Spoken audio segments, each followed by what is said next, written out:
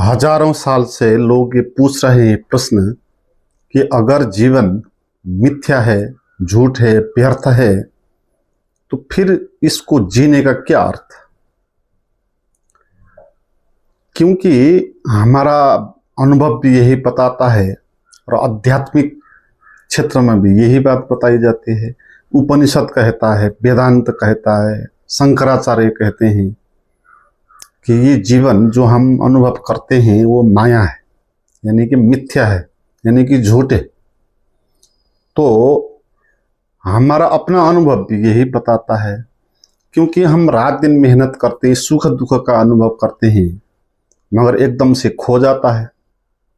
जब हमारी मृत्यु सामने आती है तो पूरे जीवन पर हमने जो कुछ भी किया हो वो सब व्यर्थ ही होने वाला है, झूठ ही होने वाला है।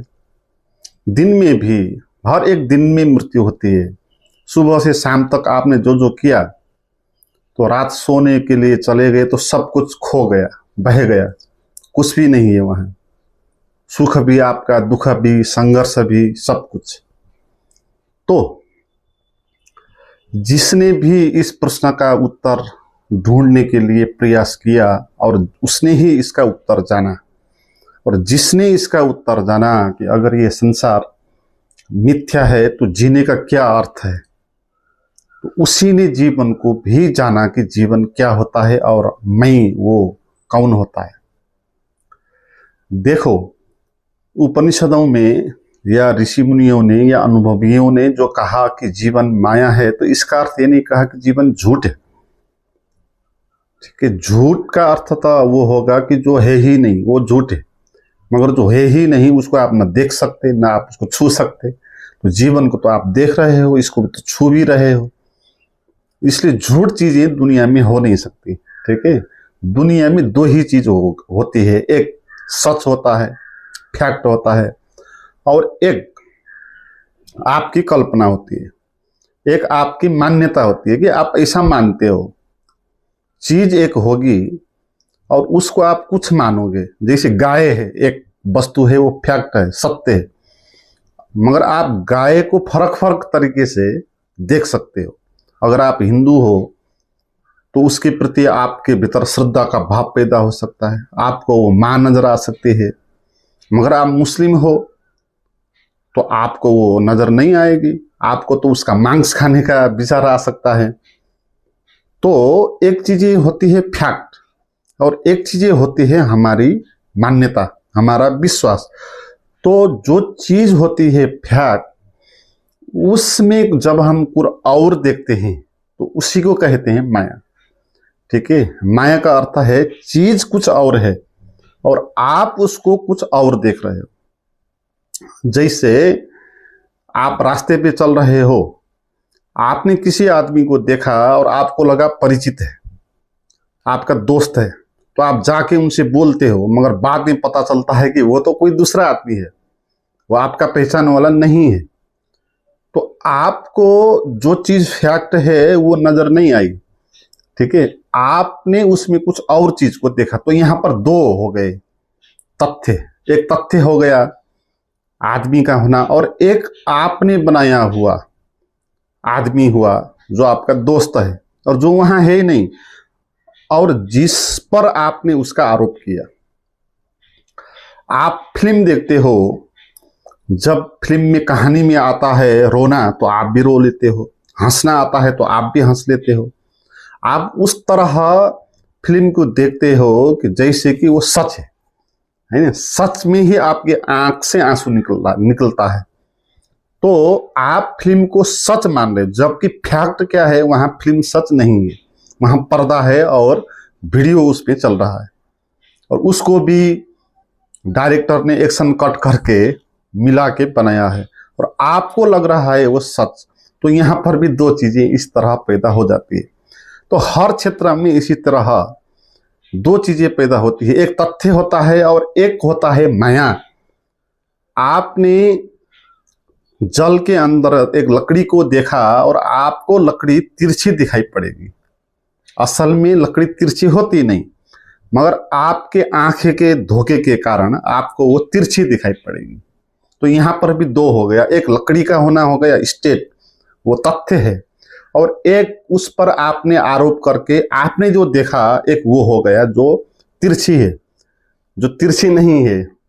लकड़ी का तिरछी देखना यही माया होता है, ठीक है। तो माया का अर्थ ये हुआ सत्य में, तथ्य के साथ अगर आप कोई दूसरी चीज देखते हो, उसमें आरोप करते हो, तो वो होता है माया। और ये जो हमारा पूरा संसार है ये माया कैसे है? देखो, जिस तरह हम भ्रम के कारण एक चीज में दूसरी चीज देखते हैं, उसी तरह हम इस शरीर में अपने मई को देखते हैं, ठीक है। शरीर कुछ और होता है और मई कुछ और होता है, ये दो चीजें हैं ना, मई और शरीर अलग अलग शब्द हैं। मगर आप कहते हो इस शरीर को मैं, तो आपने यहां पर तथ्य जैसा है उस पर मैं का आरोप कर लिया, यहां पर आपने कुछ और देख लिया, तो आपको अब ये दुनिया कैसी नजर आएगी? मिथ्या, अज्ञान में आप पड़ जाओगे और ये दुनिया आपको कुछ और ही दिखाई पड़ जाएगी। जैसे आपने किसी रस्सी में सांप को देखा, आपको लगा कि सांप है, तो आपको और ही दुनिया नजर आ जाएगी जहां फियर होगा। सांप को आपने देख लिया, तो वो जो फियर आएगा वो उसका रिजल्ट है, अज्ञान का रिजल्ट है फियर।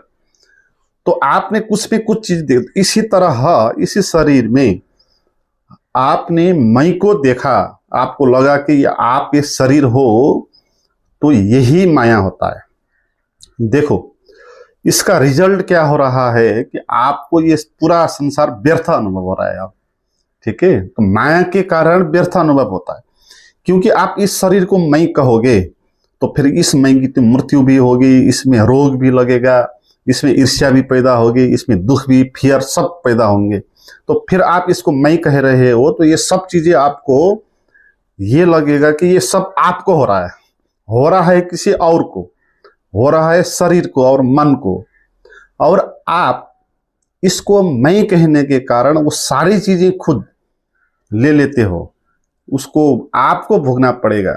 तो फिर चिंता पैदा होगा आपके जीवन में, डर पैदा होगा, कहीं मर तो नहीं जाऊंगा, ये शरीर, इस शरीर को कोई धोखा तो नहीं देगा।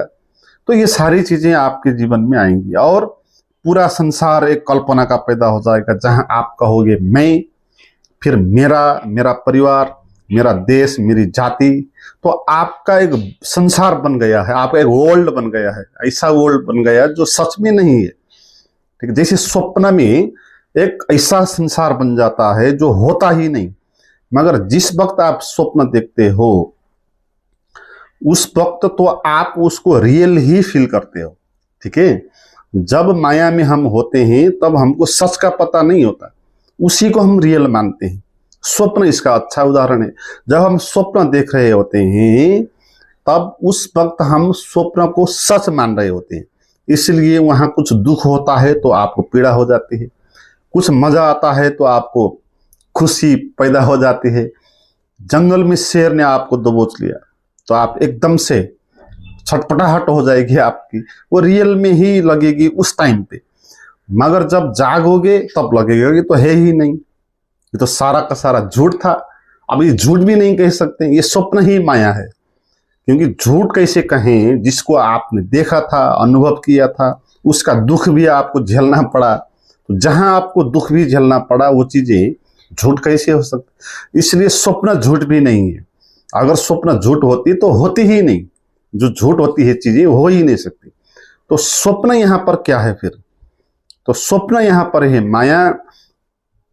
आपने अपने को मैं कहा था, अपने इस शरीर को, तो जैसे आपने किसी रस्सी को सांप माना था तो फियर पैदा हो गया था, तो इसी तरह आपने इस शरीर को मैं कहा था, इस कारण स्वप्न में भी आपका मैं एक शरीर क्रिएट करेगा और उसको कहेगा मैं शरीर हूं। और ये रियल शरीर तो सोता है, आपके कमरे में वो सोया है, और जंगल में आपका दूसरा शरीर प्रकट हो जाएगा।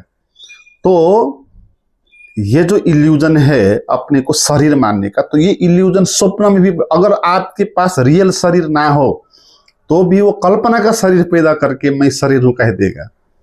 मित्रों, आगे हम जानेंगे कि इस इल्यूजन का क्या कारण होता है, और कारण को जानने के बाद ही समाधान हो सकता है। जिसको समस्या का कारण पता नहीं हो उसका सॉल्यूशन कैसे कर सकता है? ठीक है, तो एक आदमी को बीमारी लगती है तो भी पहले कारण को पहचान करना पड़ता है कि उसको क्या हुआ है, क्यों हुआ है, किस कारण ऐसा हो रहा है। तो एक बार वो चीजें आ जाएगी, डॉक्टर उसको जान लेंगे तो फिर सिंपल बात है उपचार के लिए, तो फिर दवाई लिख देंगे। मगर कोई भी दवाई देने से उसका उपचार ठीक नहीं होगा, तो पहले कारण को जानना होगा। ऐसे ही हमारे इल्यूजन का कारण क्या है उसको जानना होगा हमको। तो आगे हम इसके बारे में बात करेंगे। और कल से ऑनलाइन सत्संग प्रोग्राम हो रहा है 10 अगस्त से। अगर आप उसमें जुड़ना चाहते हो तो वीडियो के नीचे डिस्क्रिप्शन में जो इन्फॉर्मेशन दी हुई है उसको देखें। और मेरे भौतिक सत्संग में भी अगर आप आना चाहते हो, प्राइवेट वीडियोज प्राप्त करना चाहते हो, तो उसके लिए भी आप डिस्क्रिप्शन को चेक करें। तो अब हम ये जानेंगे कि इस माया का रीजन क्या है, हमको क्यों कुछ चीजें कुछ और नजर आती है।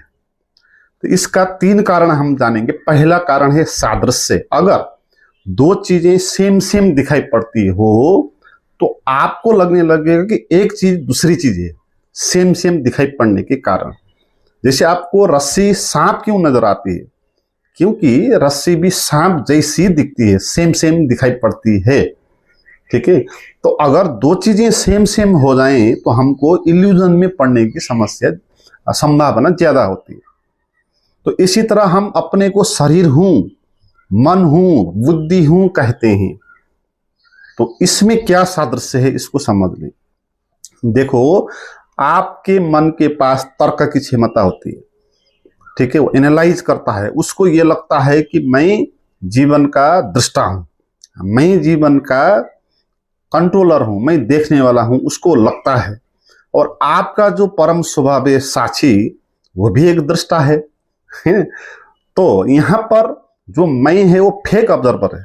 तो मैं एक फेक ऑब्जर्वर होता है क्योंकि वो किसी भी चीज को देख नहीं सकता, क्योंकि वो दृश्य के साथ चिपक जाता है। ठीक है, मगर आपको इल्यूजन हो सकता है कि ये रियल ऑब्जर्वर है। इस पर डिटेल में मैंने एक वीडियो बनाया था। उस वीडियो को आप देखना चाहते हो तो उसका लिंक भी डिस्क्रिप्शन में रख देता हूं, तो आप उसको जाएं और देखें। तो यहां पर आपको सिमिलर लग रहा है, सेम लगा, क्योंकि आपकी जो चेतना है, जो साक्षी आपका स्वभाव है, वो भी ऐसी ही है, दृष्टा, हर एक चीज को जानने वाली होती है। और आपका मन भी ऐसा ही होता है, वो कहता है कि मैं हर एक चीज को जानता हूं, जान सकता हूं, मगर वो जान नहीं सकता, वो फेक है। जैसे रस्सी फेक सांप है। ठीक है, क्योंकि दिखाई पड़ने में लग रही है सांप जैसी, मगर सांप की जैसी उसके भीतर एनर्जी नहीं, उसके भीतर जीवत्व नहीं। तो इसी तरह आपका जो मैं है, जो शरीर है आपका, मैं भाव है, उस भाव के भीतर भी प्राण नहीं है, उसके भीतर भी चेतन शक्ति नहीं है। वो जुड़ जाता है चीजों के साथ, उससे अलग नहीं रह सकता। तो ये सेम मन भी इसी तरह दिखाई पड़ रहा है आपको, जैसे कि आपकी चैतन्य है। तो आपको फिर ये लग रहा है कि ये मैं ही चेतन है, या ये शरीर ही चेतन है, यही परम सच है। तो आपको ऐसा लग रहा है। तो दूसरा रीजन ये है भ्रम का निकटता। अगर कोई चीज किसी भी चीज के बहुत ही निकट हो तो यहां पर ये इल्यूजन पैदा हो सकता है कि वो 2 चीजें एक है। ठीक है, जैसे पति और पत्नी होते हैं तो एक साथ वो रहते हैं, तो एक साथ रहते रहते वो धीरे धीरे एक जैसे ही हो जाते हैं। ठीक है, चेहरे में भी नजर आ जाता है, दोनों के बीच में सेम फीलिंग्स होता है, सेम थिंकिंग का पैटर्न होता है, तो एक जैसे ही हो जाते हैं, क्योंकि दोनों बहुत समय से साथ रहे हैं। ठीक है, तो कोई चीज आपके निकट हो तो आपको लगेगा कि वो चीज आपकी है। ठीक है, तो आपकी पत्नी आपको लगता है कि उस आपकी है, क्योंकि वो सबसे नजदीक है।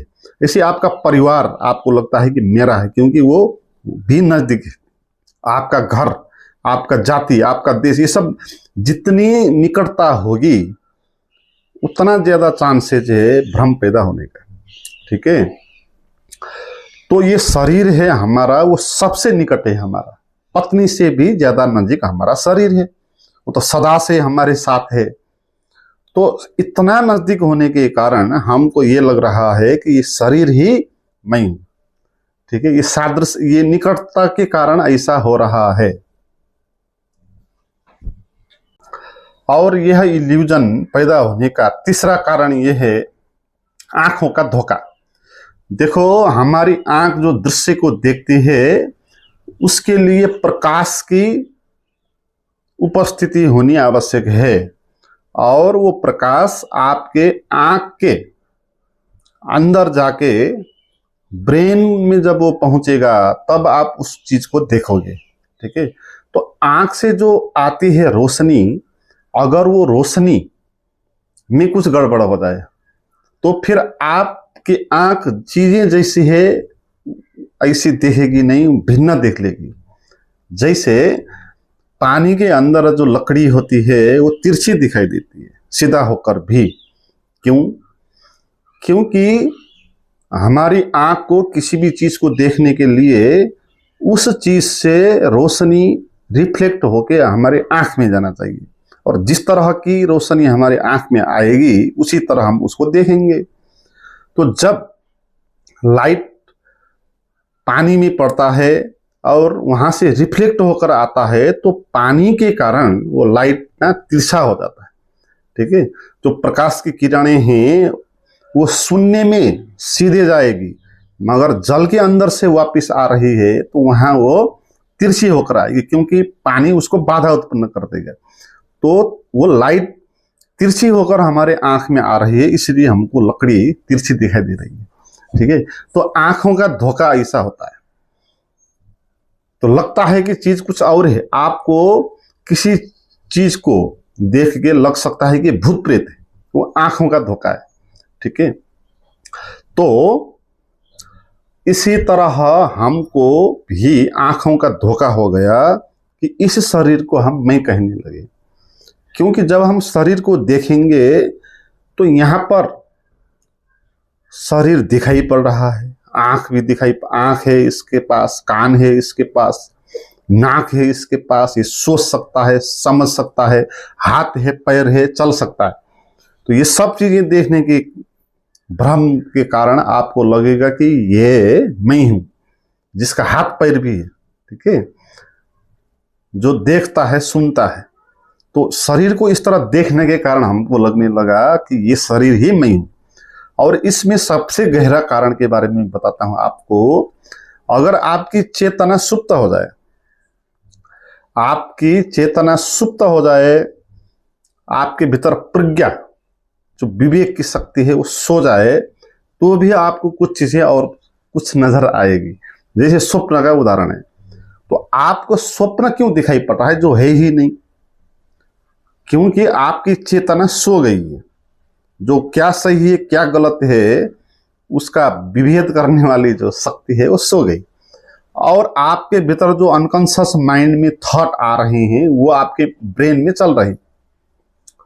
तो यहां पर सही और गलत कहने वाला तो है नहीं कुछ। तो जो भी आपके सामने आएगा आपको लगेगा कि यही सही है। ठीक है, तो मन में विचार आएगा कि आप जंगल में चल रहे हो तो आपको रियल ही लगेगा कि आप चल ही रहे हो, तो आप स्वप्न देखोगे।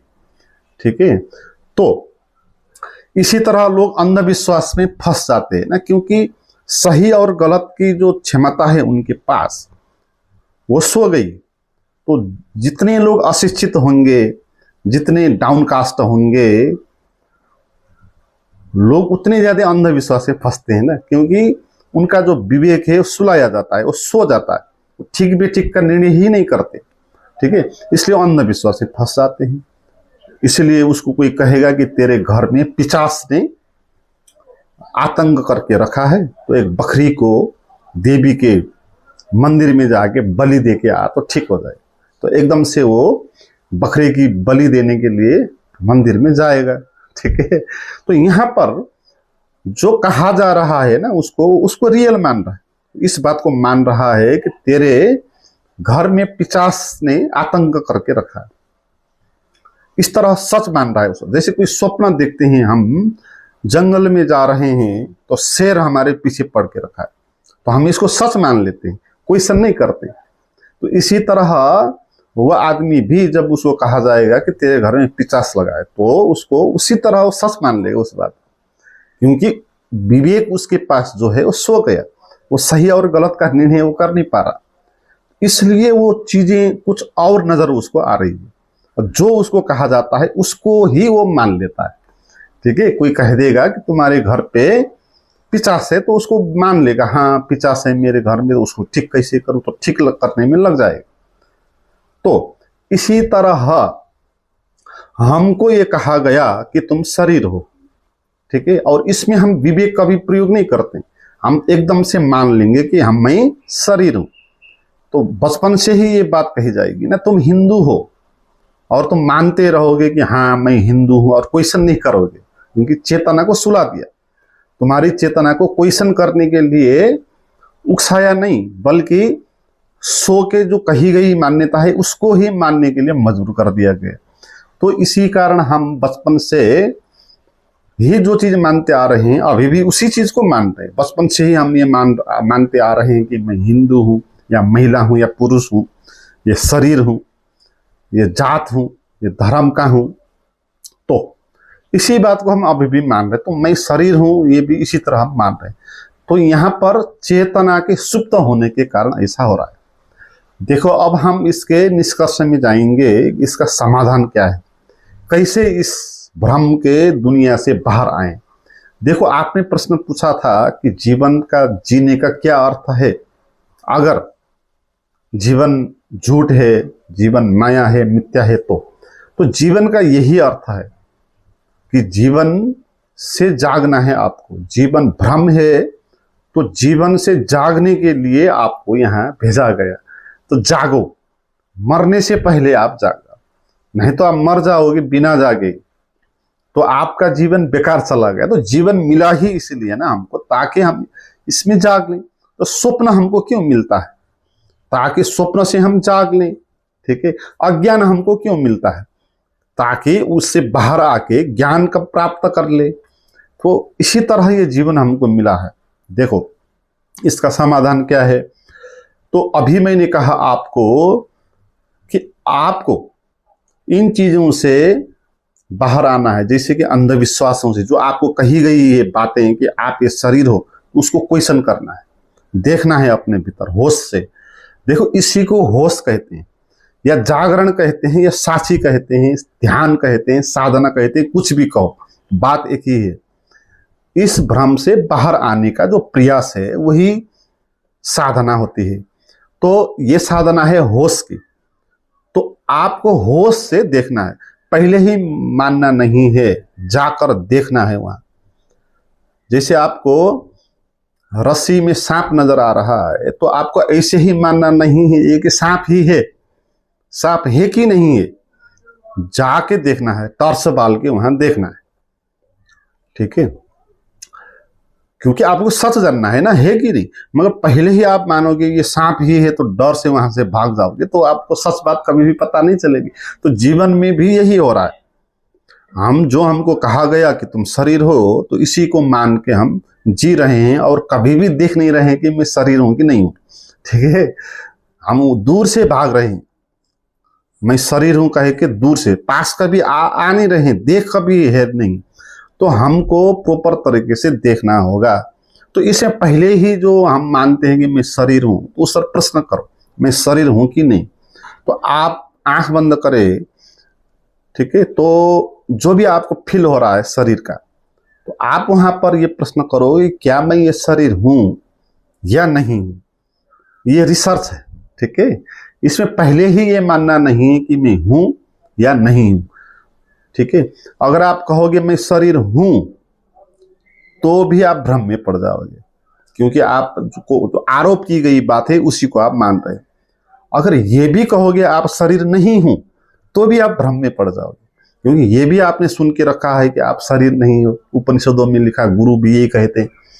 तो बिना जाने आप मैं शरीर नहीं हूं भी नहीं कहोगे, ना आप कहोगे मैं शरीर हूं, न कहोगे मैं शरीर नहीं हूं। आप चुपचाप बिना धारणा के भीतर से इसके प्रति सचेत होंगे, जैसे कोई स्वप्न से जग रहा है, ठीक है। ऐसे आपको इस भाव से जगना है कि मैं शरीर हूं कि नहीं। तो जब आप इस तरह भीतर देखोगे तो आपको लगने लगेगा कि आप तो शरीर नहीं हो। आपको तो ऐसा अनुभव होगा कि तो आप तो कुछ हो नहीं, आप तो कुछ हो नहीं। जो अनुभव आता है, जो दिखाई पड़ता है, ऐसा कुछ आप हो नहीं। आप तो भीतर एक खालीपन हो, एक निराकार हो, एक ब्रह्म हो, जिसके पास होश है। देखो, होश तो होगा ही, स्वप्न से जागने के बाद होश आता है ना। तो इसी तरह जीवन के जागने के बाद भी होश आएगा, परम होश है वो, होश ही है और कुछ नहीं, ठीक है। तो वो बात आपको जब पता चलेगी तब आपको तथ्य जैसा है ऐसा ही नजर आएगा। मगर आप जो बनी बनाओ मान्यता है उसके द्वारा देखोगे तो आप तथ्य को कुछ और देखोगे। आप मैं को कुछ शरीर के रूप में देखोगे, मन के रूप में देखोगे, समाज के रूप में देखोगे। तो यही माया होती है।